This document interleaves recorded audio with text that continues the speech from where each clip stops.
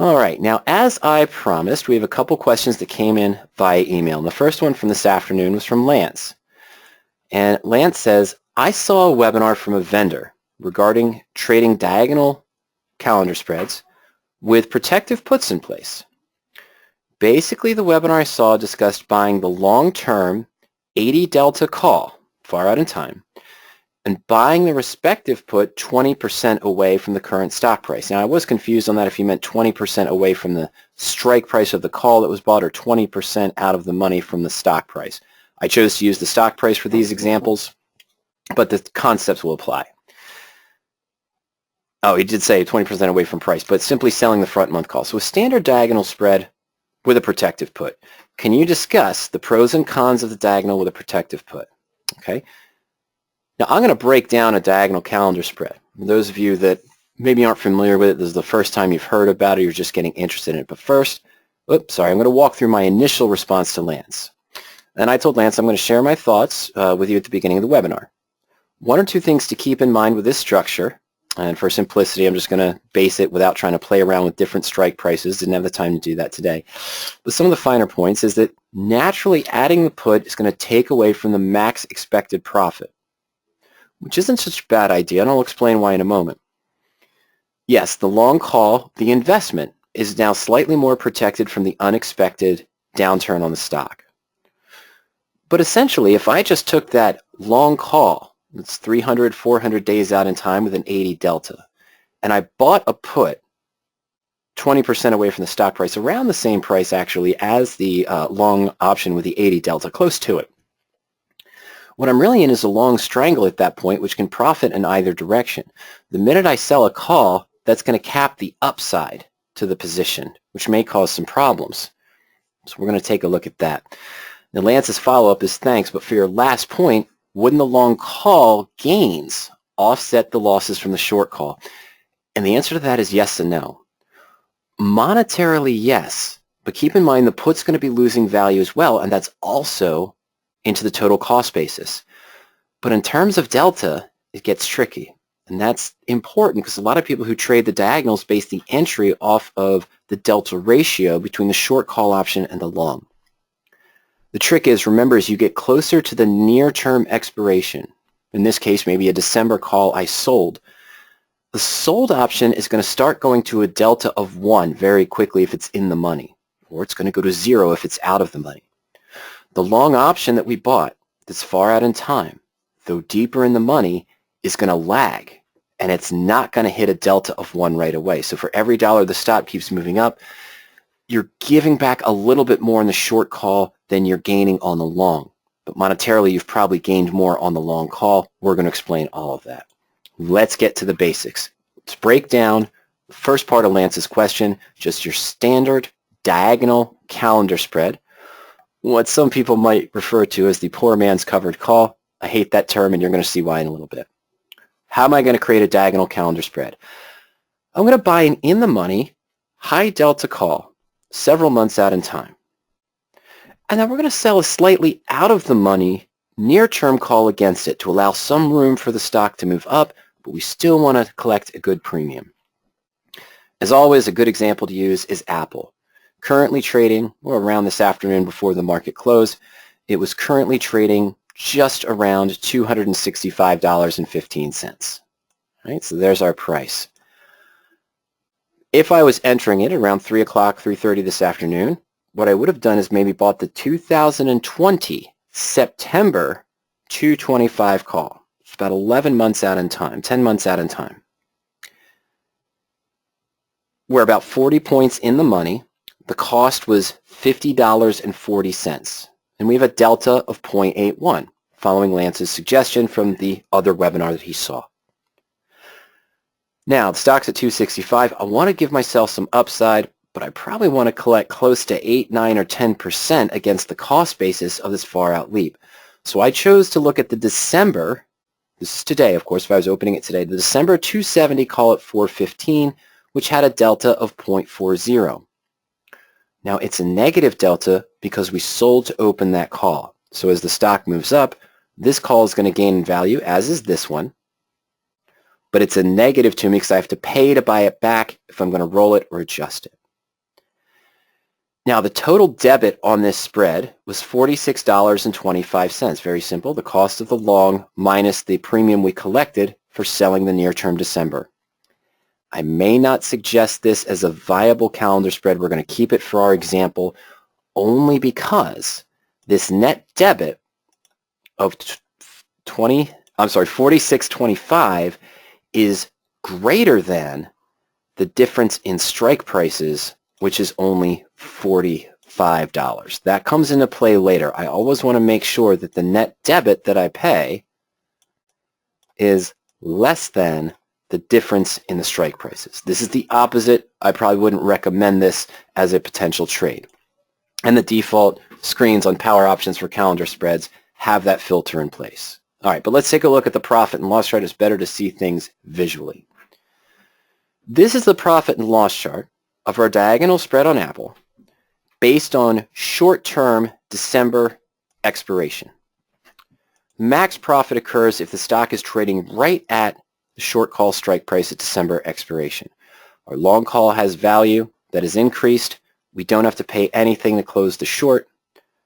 Why does the profit start to trail off here as the stock moves up to 300, 315, 320, and 330? Well, it's because of that delta ratio I mentioned. At December expiration, this short option is going to a delta of 1.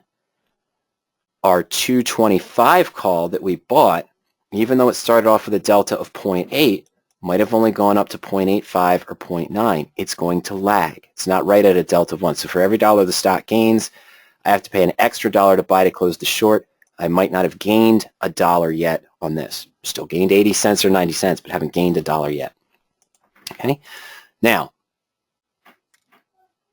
that's one thing we have to watch out for, is if there's a sudden gap up. In either case, with or without the protective put added to this, we're going to start giving back some funds. Okay? Now, the max profit is 903, but remember, that's based on the stock trading right at 270 on December expiration. That would be a return of 19.5%.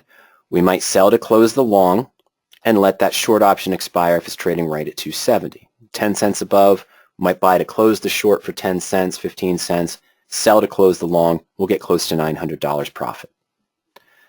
We're taking on a 100% maximum risk, and this has caused headaches for a lot of diagonal spreads. Here's the reason why.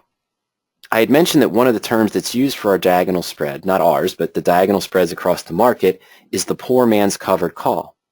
The idea being, instead of putting up $26,000, $26,500 to buy 100 shares of Apple and sell the December 270 call for $4 against it, I'm going to mimic the static covered call profit and loss chart by buying that far out in time, deep in the money call for only $50. Now I've only got $5,000 invested. I collect almost 8 or 9% against it.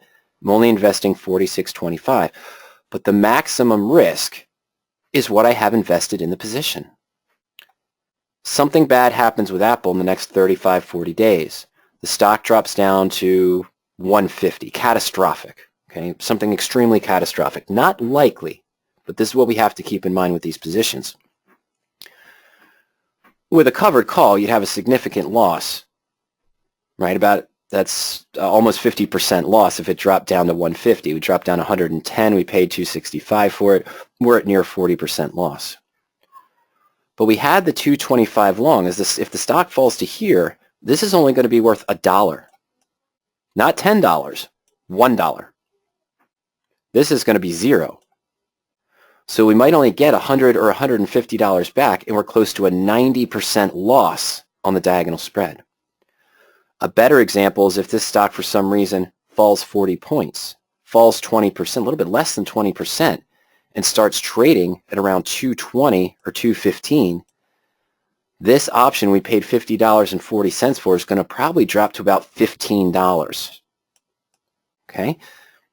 This is where the thought comes in, that this is a leverage position, and I can't afford to take a 60, 70% loss, which can happen with just buying calls. Even in the credit spreads, those leverage positions come with leverage loss. And if you're over trading and you're not disciplined, that could really come back to hurt you. That's why this idea of buying a protective put is very useful. but it does come with some caveats. So why I don't like the term poor man's covered call is if the stock drops 10% from its current price, I might be at a 7% loss on my investment into the stock position. In the diagonal spread, if the stock falls 10%, we might be at a 30 or 40% loss on the diagonal spread because it's a leveraged trade. This is where investors get into trouble. This is why I like the idea of protecting the diagonal spread, but for Lance's questions, we have to compare.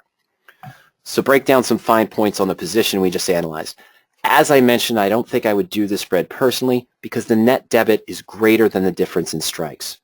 Why is that important? Let me go back one thing I missed here. If the stock does the opposite, instead of dropping 10, 15, or 20%, if it gaps up suddenly 10, 15, or 20%, before December expiration, I might be assigned on this short option. I might be assigned early. I've entered an obligation to deliver shares of stock I don't own. So my broker, instead of shorting the stock for me, especially if I'm not allowed to do that, is going to exercise this long, possibly. We've had examples in the past year where a broker didn't do that and got an investor into trouble. But my broker will likely exercise this long, effectively buying shares of Apple for me at $225 and selling them at $270. So I get $45 back. But remember, this profit and loss chart is based on the theoretical value of this long option at expiration, assuming it wasn't exercised. If I exercise it, I miss all of the remaining 8 or 9 months of time value that still exists. So I get $45 back, but my cost basis was $46.25. I actually have a loss of $125 on this position. Not the gain I expected, not still a profit up here. It goes to a loss because I lost all of the extrinsic value, the time value remaining due to early assignment. Okay, that's one of the fears that we have to consider with doing this strategy or even doing this strategy with a protective put. So that's why I don't like to have the debit to be greater than the difference in strike prices. I always want that to be less than, so if I'm assigned early, I still have some profit. That is also part of the reason why that gain trails off as the stock goes up above our short strike price. That and the fact that the short option goes to a delta of 1. Now, although there is a static 19.5% return in the best case scenario of the stock trading right at our short call strike price, that's not our plan. Our plan would be to continue to sell that call month by month by month over 4, 5, or 6 right cycles to pay down the cost of that long option to increase that return higher. And again, the idea is we're mimicking a covered call concept with a cheaper price, but we just saw why I don't like to call that the poor man's covered call. Because on a covered call, if the stock's anywhere above your short strike, you make your 2, 3, or 4% return. In the diagonal, if it's above that short strike, you're starting to give back because of that delta phenomenon, where the short option goes right to a delta of 1 and the long option is still lagging. As it built up to that price, you made a lot more on the long call than you lost in the short, but after this point, you're giving back. Also, in the case if you have a 10% decline on your covered call, you might only be at a 7 or 8% loss because of the premium you collected. Here, it might be at a 30 or 40% loss. So it's not really like a covered call because there's other caveats that are involved and investors need to be aware of that. Calling it the poor man's covered call I feel is a little bit too simple and it gets investors into trouble. Okay, now let's move on. So we've got our position. We looked at the risk and reward for the position. We talked about that delta problem. And real quick, now I'm going to jump ahead and then jump back. So let's go back to Apple. Okay, and I'm going to come back to some examples here. Lance's example was I'm going to buy that far out option, 80 delta, and buy the respective put 20% away from the price. All right? Well, Apple's selling at $265.15. 20% would be $53. That would roughly put us at the 212.5 strike for the put. However, Apple out to September 2020, they do not offer a 212.50. It's only the 210 and the 215, so I went with the 210, lower delta, lower cost. We have our same structure of a diagonal. Now we're going to buy a September 210 put for $615. It has a delta of negative 0.15. All right? Here's our position. I highlighted this from power options with the max profit shown. The max profit if the stock was trading at 270 at December expiration. So we dropped from 903 down to 737. Okay? Not too much, not too bad. But remember, percentage-wise, that return is much lower because our cost basis went up from 46 to 52.40 because of the additional 615 on the put. So naturally, as we'd expect, we're going to lower the pinnacle of return because of the extra cost into the position to add protection. Now true, we took that max risk from 4,600 down to 1,682, cut it by a third, so our risk is now only 32% of the 52.40 that we have invested. What else happened? We have an upper and lower break even now. Before, the original position, that diagonal spread trailed off, but it never went negative. Now with that extra cost, we have an upper break even at 305.62. Why? Because the short option went to a delta of 1. That long option is still lagging. It's probably around 0.85. And remember, now we're also losing the 615 we added into the put price over here at 210. So as the stock continues to move up, this is dropping down to $1, I'm sorry, maybe $2, maybe to $1 by the time we get up here to the upper break even. It's lost a lot of its value. That's not necessarily a bad thing. Now what's curious here we see our maximum risk down here, but it shows me what is this ridiculous maximum profit here of $15,760. Again, that's because taking away our short call that we got 415 for, buying the 210 put and our 225 call would have put us into sort of a skewed long strangle position. And then we sold the call to cap the upside on the diagonal. But if the stock goes to zero, what happens?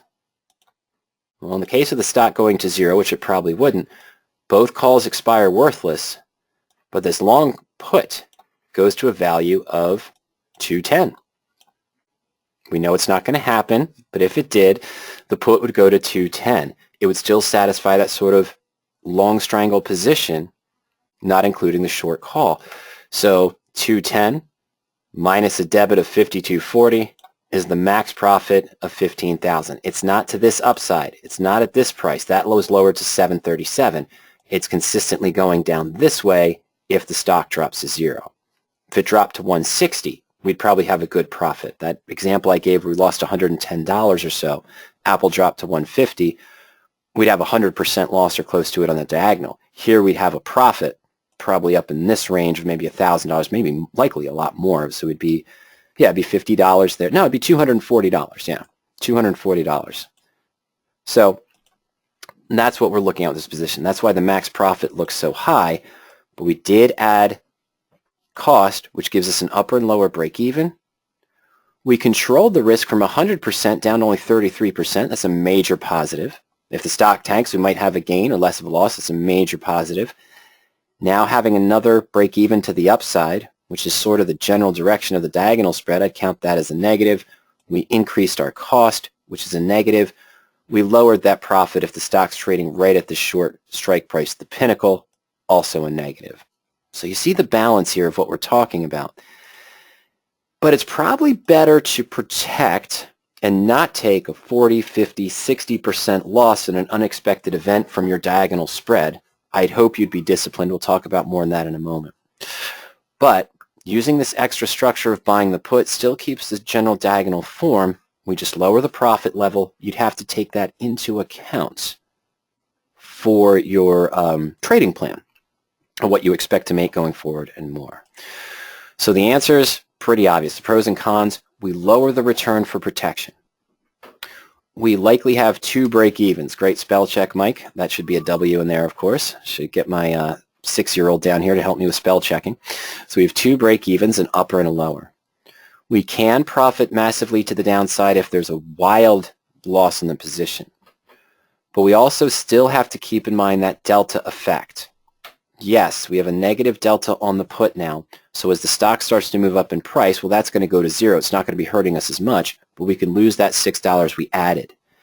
Meanwhile, the short call we sold is faster, going to a delta of 1, where the long option is lagging.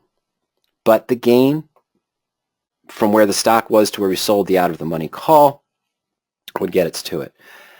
And again, another important part, don't get caught napping, just like any diagonal. The profit and loss you analyzed is based on the remaining time value or extrinsic value on the long call. The stock's trading at or near the short strike price at short-term expiration. If you happen to enter a position where the debit is less than the difference in strike prices, which what did we do? We just increased that. For the value to the upside, we still only have that $45 strike difference, but we now have a cost basis of $52.40. So if we're assigned early, that put's still going to 0. We only get 45 back. We take a loss of $7.40. Not that bad, but it's still not profit in this case. Okay, as the stock moves up. So we have to consider that. Don't get caught napping. Have your exit strategies in mind and in play as the stock moves up in price on the diagonal spread, because you may not want to get caught in early assignment if you didn't set up the structure properly. And I see so many gurus out there and others teaching spreads that look for the highest return too close. The strikes aren't far enough apart. The delta ratio is not exactly right, and the debit is $4 to $5 more than the difference in strike prices because they're trying to stay at the money a little bit. Not truly a horizontal, it's the same strike, but they're not giving themselves enough wiggle room. And when the stock moves up and someone gets assigned early, they can't figure out how they lost. So they call me up and said, hey, I was following this guy over here. I had a position I thought should have made 15%. I got assigned early and I lost 18. How did that happen? And I have to explain it to him. All right, straight comparison up and down. Up at the top, your diagonal spread. As we mentioned, a max profit of 903 against 46.25, so 19.5% return in this one and only scenario if the stock's trading right at the short price. We give back if the stock moves up due to that delta issue. Short option goes to a delta of 1, the long option lags. Full risk of 100%. Okay. Down here would be our new position with the protective put. We could still make the max as you saw. I took it off of this one so it's easier to see, but that max of 737 against a risk of 52.40. We cut the risk down from 100% down to only 32% of the monetary investment. So instead of 4,600, it's about a third less, a little bit more than a half less at 1682, right? So about a third. And we have the potential of maximum profit if the stock really flies off the handle or the market completely collapses. But if that happened, we'd probably have bigger issues than this one trade that we were in this case.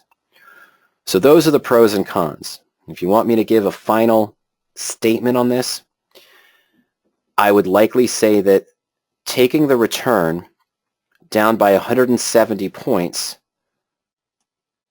to protect specifically, to add protection which cuts your risk to a third, is an overall bonus. It's an overall plus. I wouldn't say that I recommend this approach specifically, but I see this as a plus because of the trade-offs that are here. You just have to be comfortable with the fact that you're giving up some knowledge, giving up some profit, and you want to make sure you got to graph the structure, because if you were only buying, let's say you bought the 225 put in this case instead of the 210, and that cost you $12. Well, this might be down to here, and the break-even might be somewhere around 285. That's too close. That's not a structure you probably want, and it probably wouldn't meet your trading plan. So you have to make sure that the change that you're giving up gives you an equal value to what you're protecting in the worst-case scenario. Okay. Final thought on that before we actually look at a real-world example. Not when I traded, because Lance just presented this to me today, but real-world numbers, what would have happened. It's always a great idea to protect a position. And cutting down 2/3 of the risk of this and only giving up $170 of max profit is a great trade-off. But when doing any of these strategies, credit spreads, calendar spreads, debit spreads, just buying long calls, this maximum risk that you could take in these leverage strategies should only represent a smaller portion of your portfolio. We're talking about proper position sizing.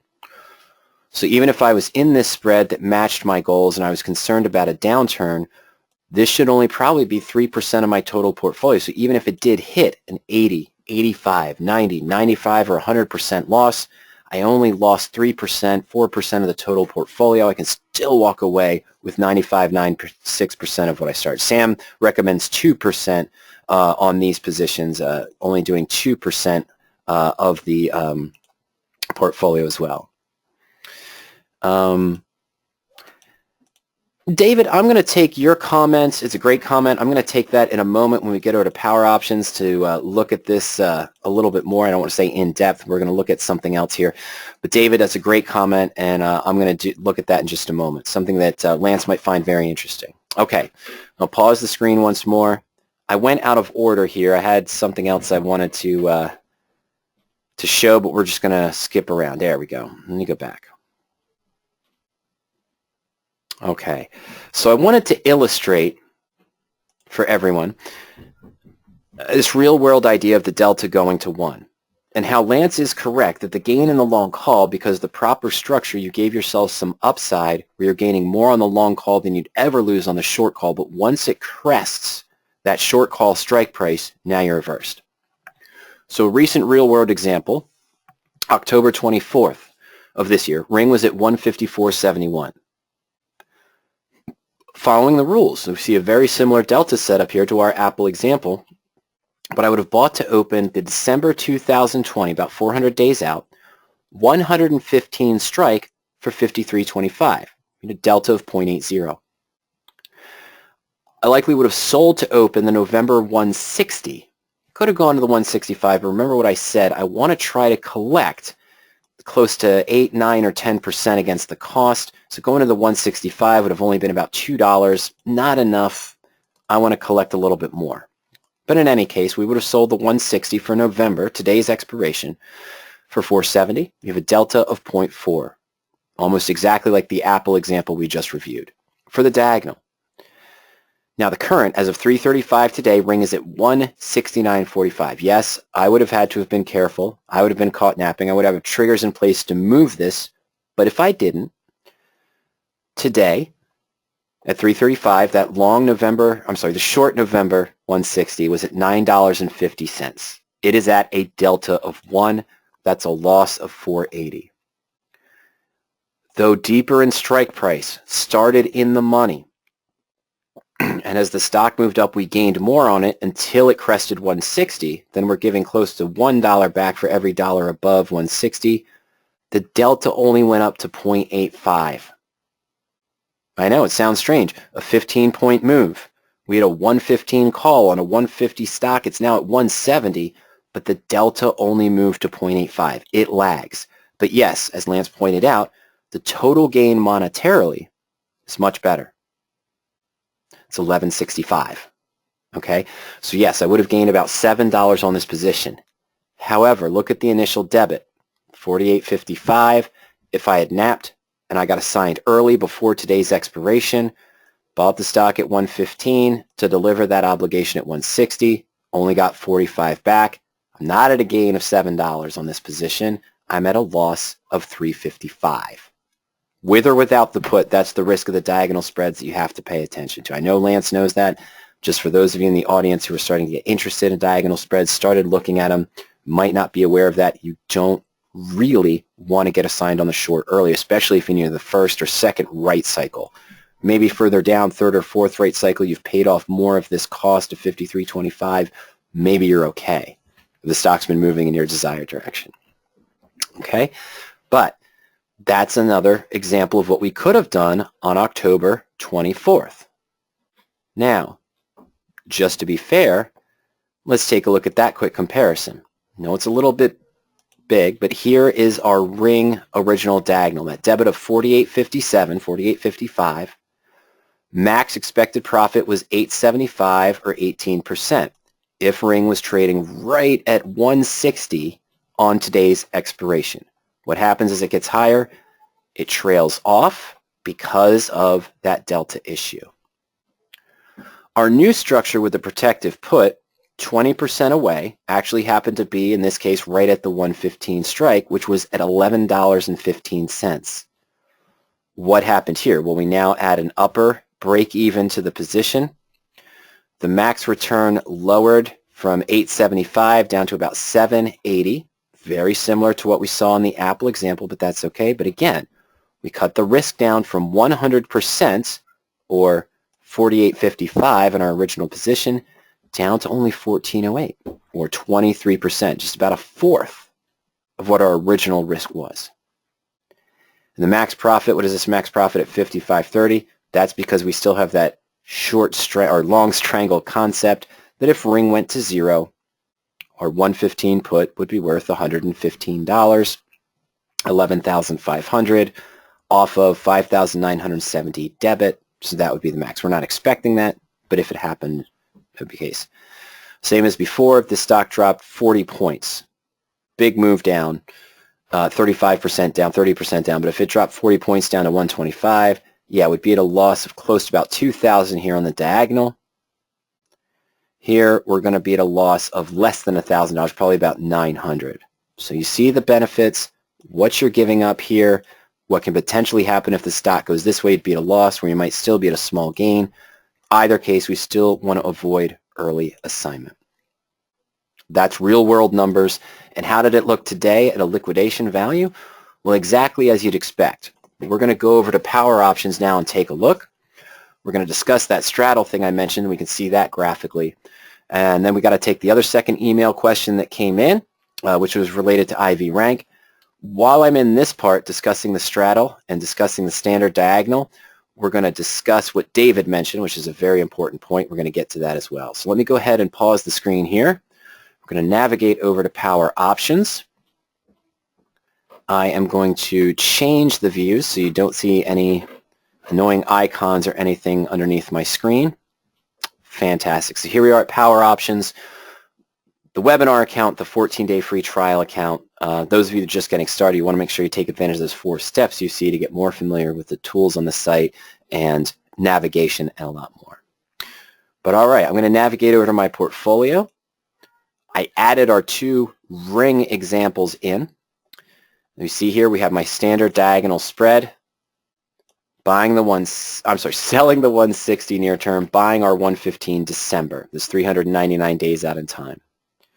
Down here at the bottom, 115 call, sold our 160 call, bought our 115 put.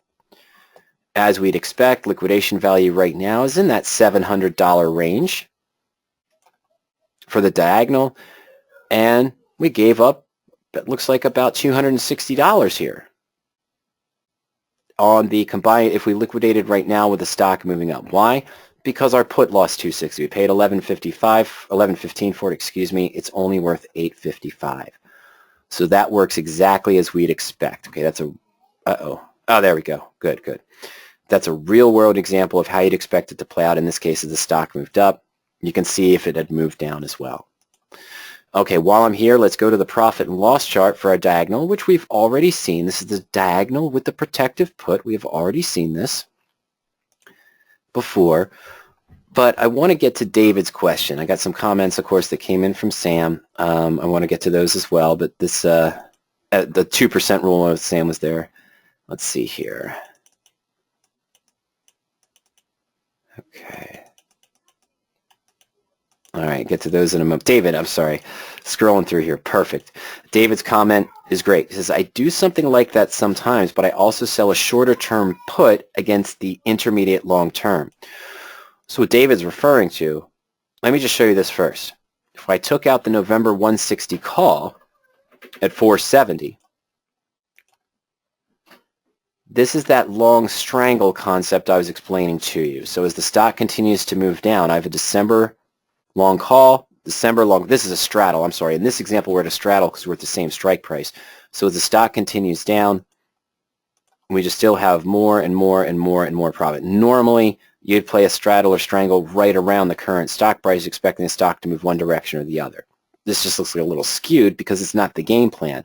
But that's why we keep seeing that maximum return go up into the thousands, is because if the stock went to 0, that would be the maximum profit. Not up here, and not here with our diagonal plus put combination. Now, let's add our short call back in. That was the standard November 160 call, and we would have gotten 470 for it on October 24th.